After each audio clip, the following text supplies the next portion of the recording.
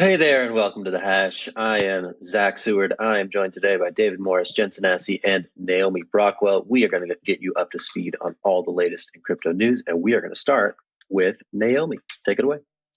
We're going to start with me. All right. So a really interesting report came out. Rolling Stone of all places, broke a giant privacy story. They released a document that was a PDF leaked from the FBI that basically details how much information the FBI can lawfully get from different encrypted messaging services. Now, we've all heard the FBI say that, they're going dark. They're complaining that they don't have access to as much data. And then we see documents like this, which show that they actually have access to a whole bunch of data, and it sort of undermines their argument that they need to be putting backdoors into end-to-end encryption. It's also an interesting document that really compares different so-called secure and encrypted messaging services.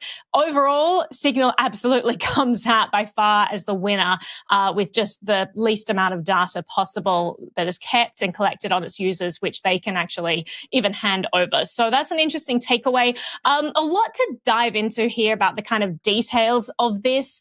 And it is interesting because, we're always talking on the show about encryption. We're talking about the need for privacy and how important it is. And it was just kind of an interesting document. Like I didn't find anything new in the document. It was stuff that was sort of presumed from the community. But the thing is with a lot of these platforms is they're not all open source.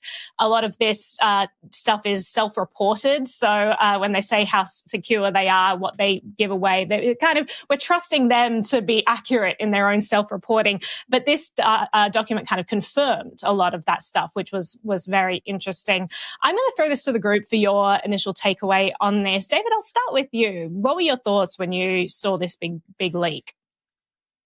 I think my thoughts are pretty similar to my constant thought. It's just another instance of basically nothing you do on the internet is actually private. And so if you want to send a genuinely secret message, get some lemon juice and write it on a piece of paper and tell your recipient to light a candle under it. You definitely do have like Signal. And a lot of these apparently protect the content of your messages, but that's really kind of beside the point. Somewhat similar to Bitcoin, you have all this metadata that you can use to correlate the communication networks between people. So if you're trying to do something nefarious or even just something that you're trying to, protect your privacy on, digital platforms, it's increasingly clear, are just not the place to do that. I saw Jen wants to jump in. Yeah, David, I just wanted to pick up from what you were saying there about the metadata. So a spokeswoman for WhatsApp told Rolling Stone that, don't worry, WhatsApp can't directly access the content of your messages. But what she left out was they can access your contact list, what WhatsApp users have you on their contact list, and when you've communicated with people. And so I think Naomi is going to fact check me there, but let me just finish my thought. So when I was looking at this list also, I was like, wow, what a great advertisement for Signal. Like, when's the last time we saw a side-by-side comparison on what information is actually accessible? So Naomi, just before I pass it off to you, I think a lot of people, when they read an article like this, they think, well, this doesn't really matter to me. Why should I care? Because I'm not a criminal. But we need to think about, journalists and activists in restrictive areas who use tools like this to communicate, to, get aid to people who need it, or get information out of areas that might otherwise restrict them. But I'll pass it back to you, Naomi, to tell me about information in WhatsApp. Yeah, so just on your note about journalists, it goes further than that. And Snowden's talked extensively about this, about how what is normal today in society, what is considered acceptable and okay, that can change very quickly. And the problem is that this data is forever. So this stuff is collected and it's stored in a database associated with our identity, and that's kept in perpetuity. So we could have a regime change and suddenly everything could be inverted. We've seen this happen across history. This is a very common occurrence where a new regime comes into place, and it could just upend what a society considers normal. Normally this wouldn't matter if this stuff wasn't stored, because conversations are transitory. They disappear into the ephemeral world as soon as you've spoken words. But most of our conversations these days happen in permanent digital messages that if they're collected, if this data is collected, you really don't want that stuff sticking around as societal norms change. But to your point, Jen, not actually fact-checking, just adding to your point, it's not it's even worse than you say, because yes, they collect all the metadata and the contact lists and all of this, but you will notice that every time you use WhatsApp, every time you log in, and sometimes during your use of the messaging thing, if you haven't updated and selected that you want your chat backed up in the cloud, it will just keep pinging you and say, are you sure you don't want it backed up? Are you really sure you don't want it backed up? We could back that up for you if you really wanted to. WhatsApp owned by Facebook, no. I have to interject. Well, that's not the big concern here. The concern here is that they're by cloud Meta, David. It's completely open. Not going to say it. Not going to say it. Guys, the important point here is not the company. Who cares about that? Because you can have a bad company that has no access to information. The point here is that they literally don't encrypt your backup of this chat. So as soon as you think you're messaging with someone and it's all like completely private, as soon as you click that backup option, it's not. It's all out in the clear. It's the same thing that happened with Apple with their iCloud backup with iMessage. So like a bigger point as well that I want to kind of like zoom out is that this isn't coming from necessarily the platforms themselves, because Facebook itself tried to do a privacy pivot, and the FBI literally said, you cannot do this. We will not allow you to do this, and we will fight you. Apple tried to encrypt their iCloud backup 2018. The FBI said, you are not allowed to do this. So the biggest obstacle, I think the takeaway from this article is the biggest obstacle to us having privacy on the internet is the government refusing to allow us to have end-to-end encryption. It would be trivial for Facebook to actually implement, end-to-end encryption, for Apple to, have something on iCloud that encrypts all of this stuff. But the government makes it so difficult. And it takes a company like Signal and a CEO like Moxie Marlinspike, a traditional cypherpunk, to actually stand their ground and say, we don't care. You can push back on us as much as you want. We're going to keep providing this service. So I just want to say hats off to those cypherpunks and those people building the privacy tools that are standing their ground and actually giving us true privacy. And, it's just a really difficult situation out there for companies who are being pressured by the government. But David, I'll throw back to you for final words. Just a very brief, because I do think on this chart, Telegram also stacks up fairly well. Somebody can correct me if I'm wrong. But no, it also okay, not the takeaway. Okay, just a quick thing. Telegram is completely in the open, completely unencrypted, and for all group chats, all your group chats are completely in the clear. You have to actually go in and select secret conversation, and that encrypts it. And even then, like parts of it is closed source. It's kind of hard to see what's there. But your Telegram messages are not like that. That chart actually makes it seem like Telegram is better than it is. Telegram is not encrypting your group chats. Gotcha. That was very like ranty and fiery. This stuff, like, it just is so important that people. Well, it's important to know, and it's not stuff that people know. Yeah, no, absolutely. So I'm glad that Rolling Stone, released this. It's very valuable information. So hats off to them. I hope we see more privacy leaks coming out from them. But Jen, let's throw to you some interesting things going on in Twitter. Yeah, speaking of things on the internet not being private, Twitter announced today that they will not allow the sharing of private media like images or videos of private individuals without their consent, to which some people like Anthony Pompliano said, so Twitter's banning memes? So that's not exactly what we're doing. We're going to get into it, I'm sure, in this segment. I'm not completely against it. But yesterday we heard that we heard that Jack Dorsey was leaving Twitter, and he has really been building towards a decentralized future, which includes decentralized social media. So Naomi, I'm going to kick this down to you. What did you make of this announcement from Twitter this morning? I mean, it's interesting because yesterday on the show, we did say that Agrawal was going to come down hard when it comes to censorship. I didn't expect it to be the next day, like the first time he gets CEO, he like starts banning things. I mean, if you look at face value at what they said, it doesn't sound terrible. Like, it's the stuff it's saying is like, we don't want to hurt people. Like, we don't want people to be abused. We don't want people to be doxxed, like all of that. So like at face value, this sort of stuff is like, okay, private platform deciding that they don't want that sort of content. But what it comes down to is that their language is so vague around this, where they're like, well, also if it's in public interest, maybe we will. And if it, furthers the societal conversation, then it is. And, and they kind of have all these caveats. And really what it comes down to is that Twitter is increasingly a political platform, and they definitely have biases in certain areas, and they're going to kind of double down on what we've seen before with deplatforming of certain groups and kind of amplifying the narrative of other groups. So I mean, it does worry me when I see the larger social media platforms have such a bias towards kind of shutting down conversations as they do a lot of the time, and now they're adding to it the type of things that you can put out there. Like, a lot of accountability in society does come from people with their phones in public, filming things. It's like a double-edged sword, because I can totally see that that's kind of abusive a lot of the time, the people who are being targeted.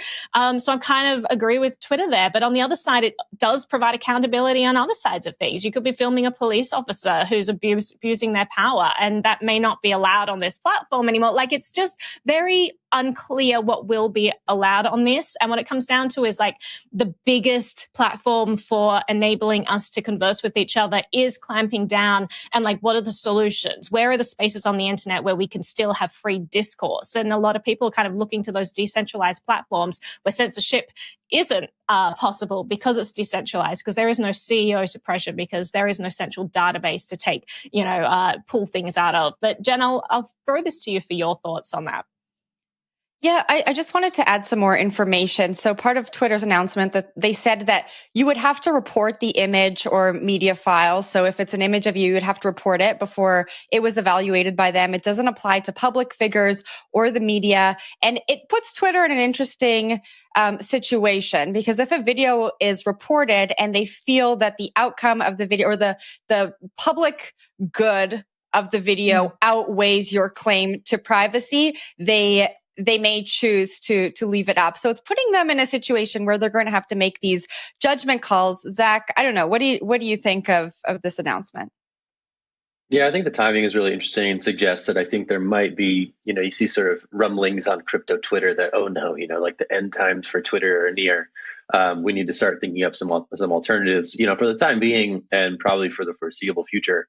Twitter is where the party is. It has the network effect to where everyone is there, and it's where the conversation sort of gathers. The problem with decentralized social media to date has been that these have been sort of small offshoots, not very lively parties. So whether or not this momentum, or these questions at least, will turn into some actual momentum for decentralized social media platforms, super early, hard to tell. But it does seem like there's a bit of investor interest in finding ways to make decentralized social media click.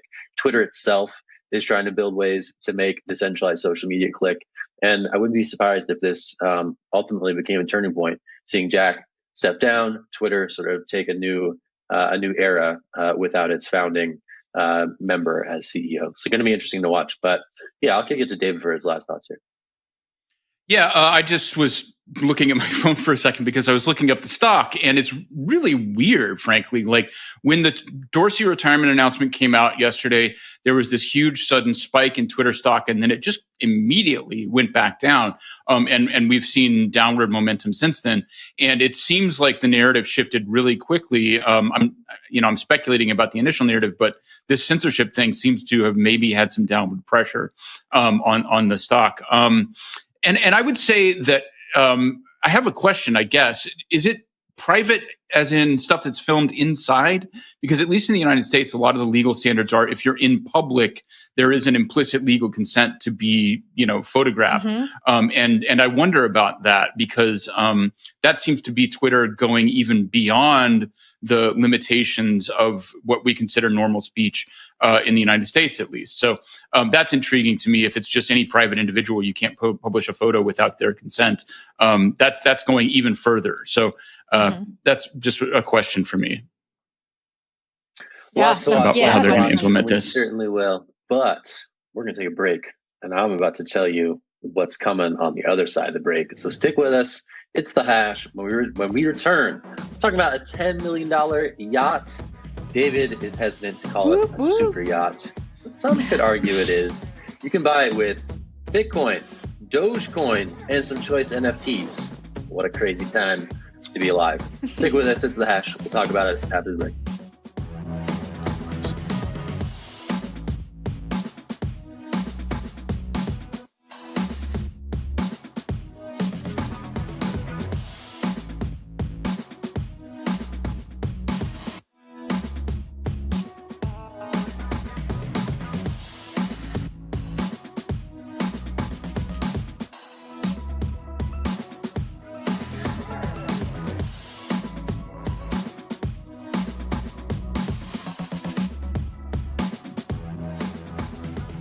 All right, let's talk about some yachts. Let's go to the high seas. We're talking here about the Vian. Look at that beauty. She's Yar. She's for sale right now for $10 million. And among the currencies that you can use to purchase this beaut is Dogecoin, which is pretty crazy. Other cryptocurrencies are also accepted, as are some choice NFTs from the Bored Ape Yacht Club collection, CryptoPunks, and I think a couple others. So it's interesting to see crypto payments enter the next generation of craziness. I'm going to toss this straight to David. I don't know if you're very nautical or if you've been on the high seas, but what do you think of when you see this luxury good, this luxury item being offered for cryptocurrency? Well, it seems like the appropriate time to point out that it is Future of Money Week here at CoinDesk, and we have a series of stuff about, what the transformation means in kind of the big picture. And I think this is a great example. Just on the face of it, it should be pointed out that all of this stuff is very quickly convertible. So the fact that they're accepting Dogecoin or Bored Ape Yacht Club doesn't mean they're going to then take those and hold on to them. They might, but who knows? They can just go and swap it instantly. But nonetheless, like the fact that they're putting that out there, I guess, honestly, in my opinion, what it mostly reflects is just their acknowledgement that there's a lot of people in crypto with a lot of disposable income right now, and it makes sense to just loop them into the market. I mean, look at what happened with the Constitution DAO, right? Like the fact that you had a group of crypto people who had a big pot of money actually took the value of that document up from, I think it was something like 12 was the initial estimate, or in that range, and up to all the way to 43 because you had crypto bidders allowed at Christie's. So just from a purely self-interested perspective, crypto people have money. You want their money, whether it's Doge or apes or whatever, and that's self-interested. But it does also advance the narrative that crypto is money. So for the crypto sector, it's beneficial. I saw Naomi wanted to dive in, I think.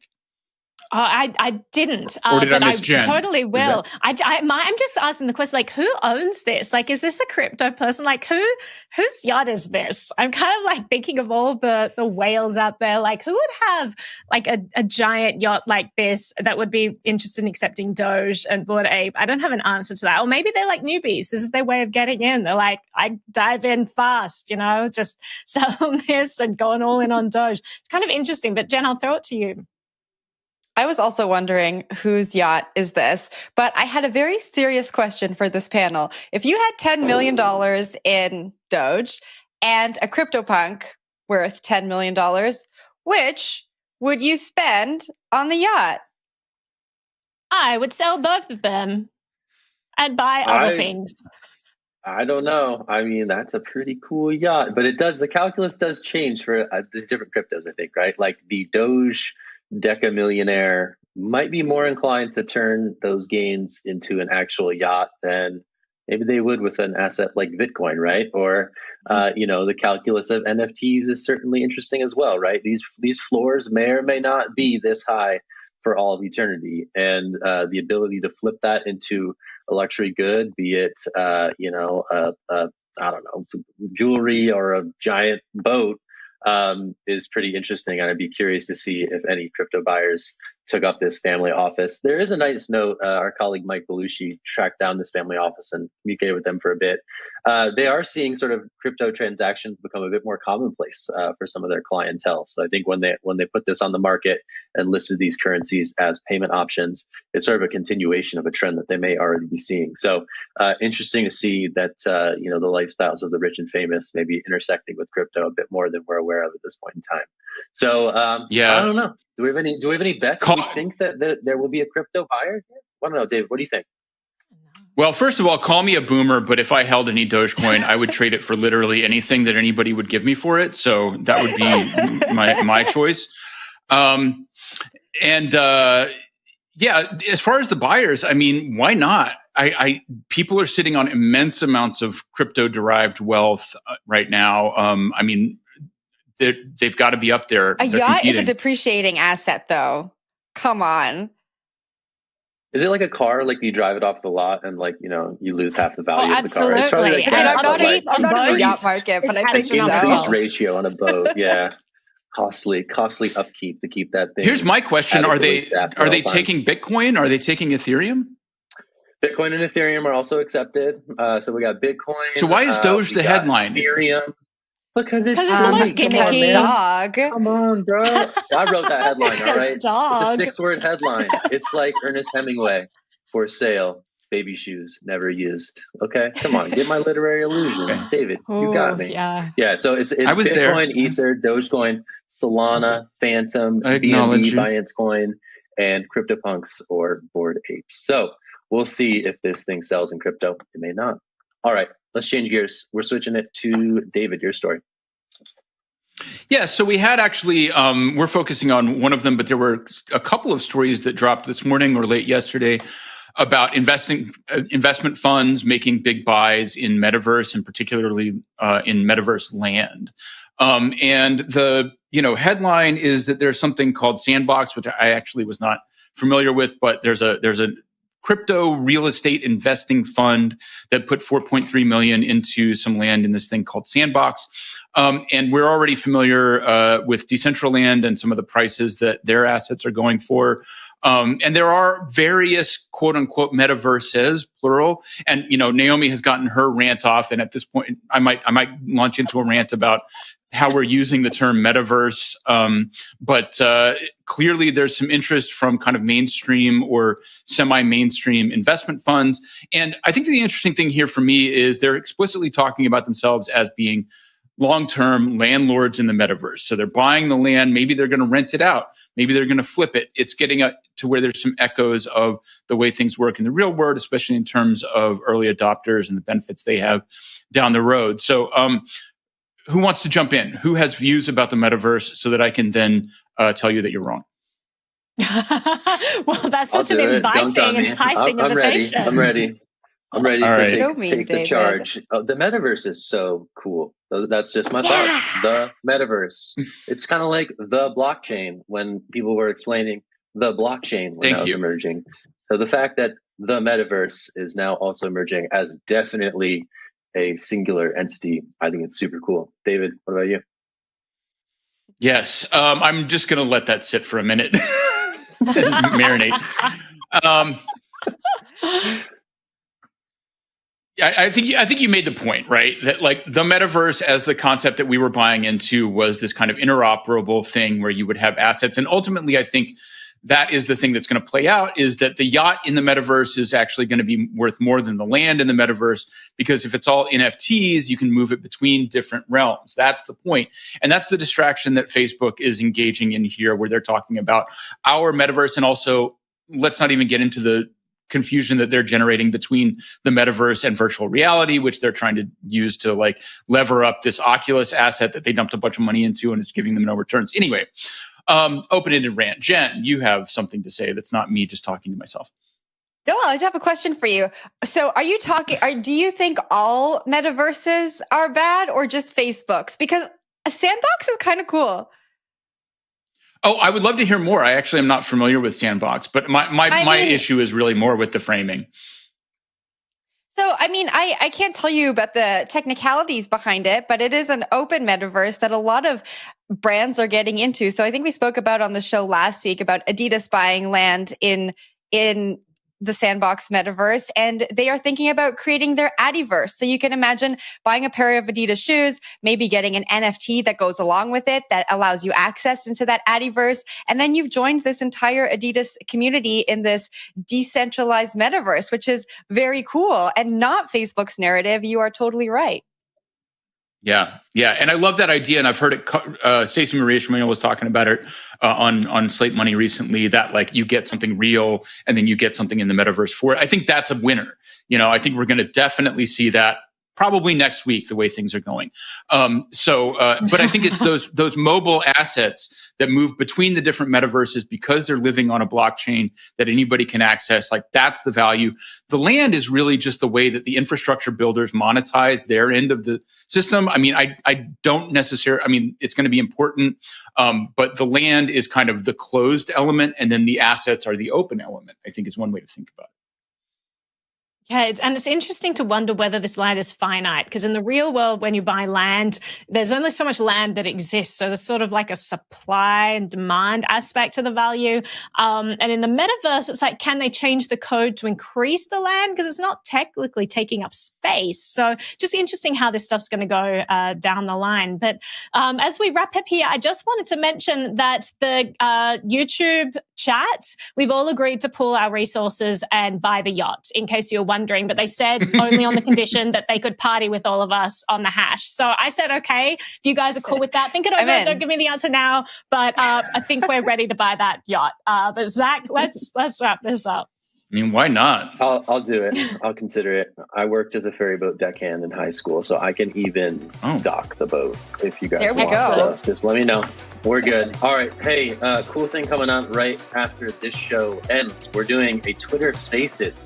It's on the Mike J. Casey Twitter account. He is talking to Kimball Musk, who is the brother of Elon Musk. Kimball Musk is doing this big green DAO thing that's looking to streamline and provide efficiencies to the philanthropy sector. Really interesting story on CoinDesk right now that you can dig into.